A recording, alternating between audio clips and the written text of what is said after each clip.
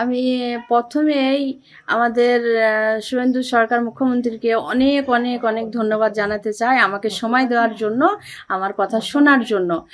আমি বাড়ি ফিরে আসতে না আসতেই আমাদের মুখ্যমন্ত্রী যে উনি সঠিক কাজটা করেছেন, সঠিক কাজটা করেছেন যে এত দিন ধরে আমি দাঁড়ে দাঁড়ে ঘুরছি, এতদিন ধরে আমি দাঁড়ে দাঁড়ে ঘুরে বেড়াচ্ছি যে কেউ আমাকে বিচারও দিচ্ছে না, আর আসামিগুলো নাকের ডগাতেই আছে। বাট সেটা প্রমাণ হয়ে গেল, মানে 24 ঘন্টা না যেতেই দুটো অ্যারেস্ট হলো, মানে কত দূরে আসামি আছে।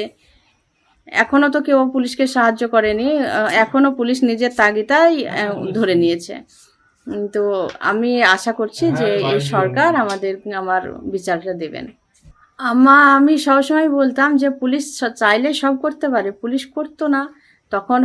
তখন ছিলেন টিএমসি সরকার, উনি দেননি, নির্দেশ দেননি।